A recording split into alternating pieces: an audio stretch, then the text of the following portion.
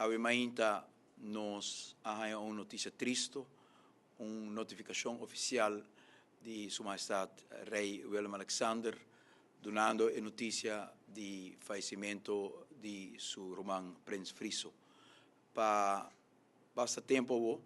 nós e o mundo está mirando de cerca e seguindo o desenvolvimento de Príncipe Friso depois do acidente trágico com a Rainha. Sempre a esperança te queda que uma pessoa tão jovem assim portar lo por recuperar, apesar que o pronóstico não está dando señalan de complicação grande, pero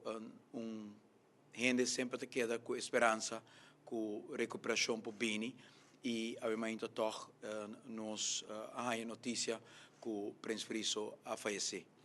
Para a família e Casa Real, essa aqui sem dúvida está sladuro, príncipe jovem com 2 filhos, com sua senhora,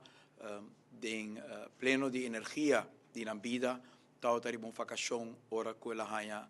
acidente trágico. Nós, Casa Real, passa dor de retornar com perda familiar durante o último ano e nós convivi com nos Reina Beatriz e tempo aí com perda de sua mama, de sua tata, de sua casa e também o momento de acidente de Príncipe Friso e Rei Willem Alexander. Naturalmente, se na cerca de seu irmão, tem que superar e carga dolor grande de perda de um irmão e nos Princesa Beatriz, naturalmente, perda grande de filho. E para Princesa Mabel, Senhora Mabel, de Príncipe Friso, está momento de perda de casa, da tata de you, que sem dúvida está algo pisar e algo que nós, como governo de Aruba, como país Aruba, está para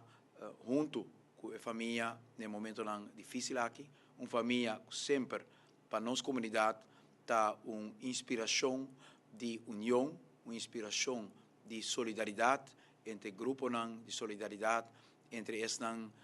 que têm escolha mais ancho e esses que têm reto de vida. Uma família exemplar, uma família que serve como unificação grande também do reino, que sofre uma outra perda.